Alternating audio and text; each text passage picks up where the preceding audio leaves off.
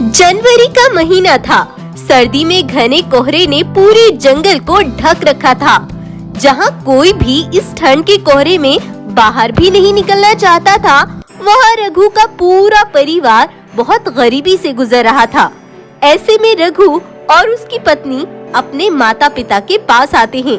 पिताजी, बहुत दिनों बाद एक काम मिला है, उसमें मुनाफा भी बहुत ज्यादा है, इसीलिए मैं इस काम को छोड़ना नहीं चाहता। हम दोनों 2 दिन के लिए वहाँ जा रहे हैं, तब तक तुम हमारे बेटे बगीरा का ख्याल रखना। इतना कहकर रघु अपनी पत्नी के साथ निकल जाता है और वो लगातार 1 दिन तक चलते हैं। इस बढ़ती ठंड में एक तो ऊपर से तेज बर्फ पड़ रही है और फिर ये तेज ठंडी हवाएं। हमें यह सफर पूरा करने के लिए थोड़ी देर आराम करना होगा। तब वो एक जगह रुककर आराम करते हैं, लेकिन लेटे लेटे उनकी आंख लग जाती है और ऐसे ही कई घंटे बीत जाते हैं। लगातार पड़ती इस बर्फ में दोनों धंस चुके थे। वो उस बर्फ से निकल नहीं पाए और यही बर्फ उनकी मौत का कारण बन गई। कुछ दिन बाद ये खबर रघु के माता पिता और उसके बेटे बगीरा को भी मिलती है। सबको बड़ा सदमा पहुंचता है। बगीरा का परिवार जिंदगी की उस मुश्किल से गुजर रहा था जहां बगीरा कुछ भी करने के लिए तैयार था, क्योंकि एक तो माता पिता के जाने का दुख और फिर घर में 2 वक्त का भोजन तक नहीं था। और बस फिर बगीरा ने सारी जिम्मेदारियों को अपने नन्हे कंधों पर लेने का फैसला कर लिया। दादाजी, जीवित रहने के लिए हमें कुछ ना कुछ काम जरूर करना होगा। इस उम्र में आपसे कुछ नहीं होगा, इसीलिए मैंने फैसला कर लिया है, मैं कुछ ना कुछ काम जरूर करूँगा। तब बगीरा कुछ पैसे उधार लेकर गर्म कपड़ों की एक थैली लगा लेता है, लेकिन सुबह से शाम हो जाती है। बगीरा के पास एक भी ग्राहक नहीं आता। शाम में बगीरा अपनी दुकान बंद करके जाने ही वाला था कि तभी उसके पास एक ग्राहक आता है। हाँ भाई, ये रेड वाली जैकेट कैसे दी?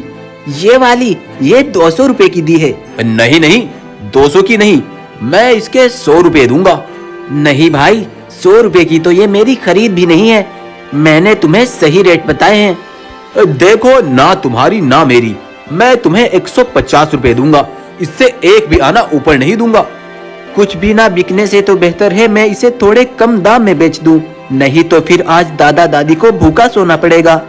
ये सोचकर बगीरा उसे वो जैकेट दे देता है और बगीरा बहुत कम मुनाफे पर अपना व्यापार आगे बढ़ाता है।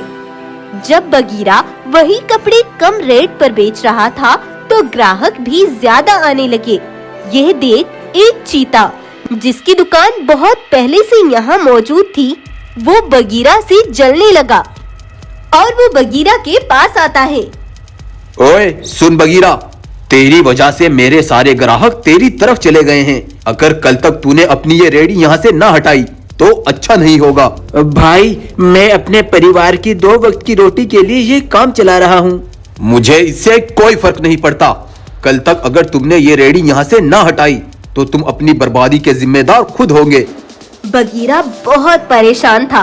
वो खामोशी से अपने घर आ गया, लेकिन अगले दिन भागता हुआ एक सिपाही उसके पास आता है।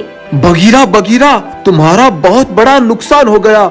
उस चीता ने तुम्हारी पूरी दुकान जला डाली। बगीरा तेजी से वहाँ पहुँचा, लेकिन जब तक सब कुछ जलकर खत्म हो चुका था, उसकी मेहनत से किया पूरा काम उस चीता ने जलाकर राख कर दिया था। बगीरा बहुत उदास मन से अपने घर आ गया। क्या हुआ बगीरा बेटा, क्यों इतने मायूस हो? क्या कोई बात है? सब खत्म हो गया दादाजी, मैंने जो काम शुरू किया था उसमें आग लग गई और इतनी मुश्किल से किया मेरा काम एक पल में खत्म हो गया। बगीरा अपने दादा दादी को अपनी सारी बात बता ही रहा था कि दूर खड़ा वही सिपाही बगीरा की हर बात बड़े ध्यान से सुन रहा था। तब वो सिपाही उन्हीं के पास आया। बगीरा, मैं तुम्हारी मजबूरी जान चुका हूँ। तुम जिंदगी के बहुत बुरे दौर से गुजर रहे हो। जहाँ मैं काम करता हूँ वहाँ भी एक सिपाही की जरूरत है, लेकिन जो वहाँ काम करता है वहाँ का राजा उसे बाद में वापस आने नहीं देता। मुझे अभी सिर्फ काम की जरूरत है, चलो सिपाही।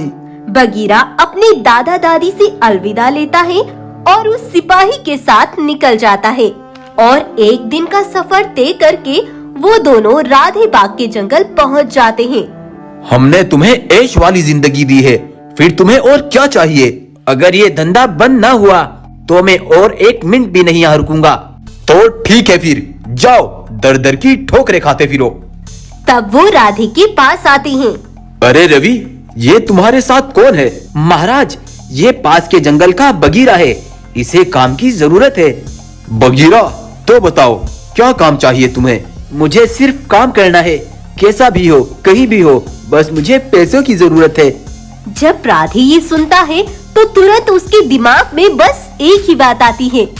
ये मजबूरी का मारा है, मैं इसे जो भी काम दूंगा ये करेगा, क्यों ना इससे वही काम लिया जाए।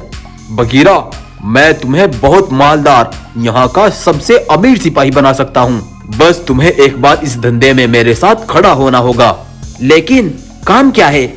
वही काम जिससे तुम्हारी दुनिया बदल सकती है, इतना पैसा कि तुम इस दुनिया पर राज कर सकते हो। मैं और मेरे सिपाही यहाँ से दूसरे जंगल में ड्रग्स ट्रांसफर करने का काम करते हैं। ये काम यहाँ के राजा और जानवरों से छिपकर रात में होता है।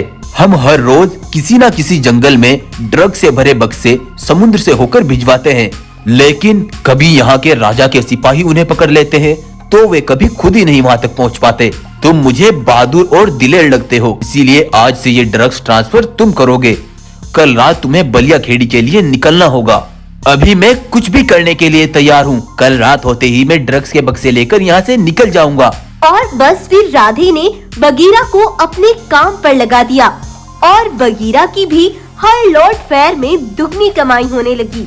राधे बाग का विश्वास बगीरा पर जम गया था और अब राधे भी हर दिन अपना अंधाधुंध कमाई का जश्न मनाने लगा। और यही काम करते करते बगीरा जवान हो गया।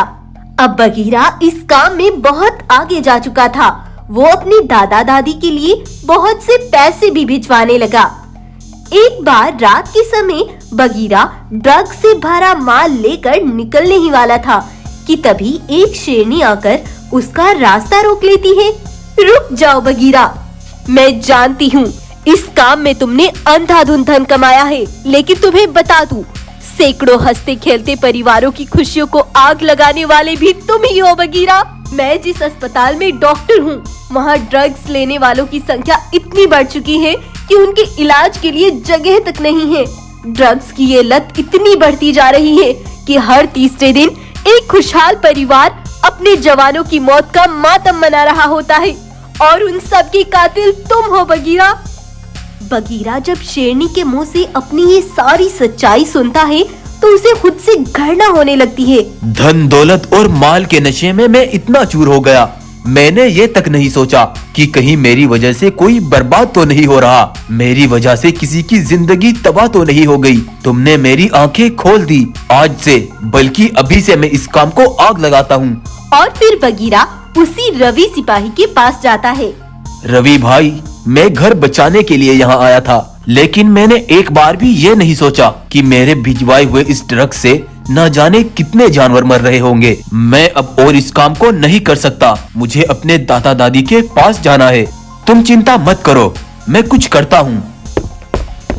लेकिन ये रवि सिपाही अगली सुबह राधे बाग के पास आता है। महाराज, वही हुआ जिसका डर था। बगीरा भी सबकी तरह ये काम छोड़कर भागना चाहता है। अच्छा, तो ये बात है, लेकिन वो किसी भी हाल में भाग नहीं सकता, क्योंकि जंगल के द्वार पर 24 घंटे मेरे सिपाही तैनात थे। वही तो बता रहा था महाराज, वो भागना चाहेगा तब भी नहीं भाग पाएगा। उससे जुड़ी हर खबर मैं तुम्हें पहुंचाता रहूंगा। इधर रवि सिपाही ने बगीरा को उसके जंगल भेजने का विश्वास दिलाया, तो इधर राधे बाग को सब कुछ बता दिया। राधे बाग ने सिपाहियों पर बहुत सख्ती कर दी थी। बगीरा यहाँ से किसी भी तरह भागना नहीं चाहिए, तुम्हें उस पर नजर रखनी होगी। तभी रवि सिपाही तेजी से भागता हुआ वहीं आता है। वो निकल चुका है, उसका पीछा करना होगा। सिपाही और राधे उसके पीछे लग जाते हैं, लेकिन थोड़ी दूर जाने के बाद बगीरा की खाल ऊपर से उतर जाती है और उधर रवि सिपाही एक खुफिया सुरंग से असली बगीरा को वहाँ से भगा देता है। सिपाहियों, रुक जाओ, ये मेरा बेटा रामू है, कोई भी आगे नहीं बढ़ेगा। दरअसल कल रात के समय राधे बाघ का बेटा रामू अपने जंगल आया था। अरे अरे रामू, तुम वापस लौट आए। मैं यहाँ एक मकसद से आया हूँ। मुझे उसकी तलाश है जो निकल गया था आज से 20 साल पहले एक सिपाही के साथ पैसे कमाने। उसके बूढ़े दादा दादी आज भी उसकी राह देख रहे हैं। कहीं तुम बगीरा की बात तो नहीं कर रहे? हाँ, यही नाम बताया था। तब रवि सिपाही रामू को बगीरा के पास ले गया। बगीरा, मैं ढूंढता ढूंढता तुम तक पहुंच ही गया। कल मैं तुम्हारे दादा दादी के घर से होकर गुजर रहा था और बहुत ज्यादा बर्फ पड़ रही थी। तब तुम्हारे दादा दादी ने मुझे अपनी झोपड़ी में जगह दी। अरे आओ आओ बेटा, हमारा पोता बगीरा भी बिल्कुल तुम्हारे ही जैसे व्यवहार का था। सालों पहले निकल गया था एक मजबूरी के तहत एक सिपाही के साथ पैसे कमाने के लिए। 20 साल हो गए बेटा, वो आज तक लौट कर नहीं आया। हर महीने हमारे राशन के लिए पैसे भिजवा देता है, लेकिन हम उसकी शक्ल देखने को तरस गए हैं। चिंता मत करो दादी, मेरा आप दोनों से वादा है। मैं बगीरा को तुमसे जरूर मिलवाऊंगा। और फिर बस ढूंढता ढूंढता मैं तुम्हें अपने जंगल तक आ गया। जिस दिन तुम हमारे जंगल में आए थे उसी दिन मैं पिताजी से लड़कर यहाँ से निकल गया था, लेकिन अब मैं तुम्हारे दादा दादी से किया वादा पूरा करूँगा। तब रवि बाघ ने उन दोनों को ये प्लान बताया था कि रामू बगीरा की खाल पहनकर सिपाहियों को अपने पीछे दौड़ाएगा और रवि बगीरा को खुफिया रास्ते से भगा देगा। इस तरह से बगीरा को उसके दादा दादी से मिलवाने का रवि और रामू का ये प्लान था। पिताजी, जिस धन दौलत और पैसे को देखकर तुम इतना खुश होते हो, वो किसी की खुशियाँ और जिंदगी को खत्म करके आता है। ये काम सही नहीं है पिताजी। हम कुछ और अच्छा काम करेंगे। मैं तुम्हारा साथ दूंगा और मुझे उम्मीद है हम अपना वो काम बहुत आगे तक ले जाएंगे। अपने बेटे रामू की ये बातें जब राधे सुनता है तो उसकी आंखें खुल जाती है और वो ये काम छोड़ देता है। और उधर बगीरा भी अपने दादा दादी से जाकर मिल गया।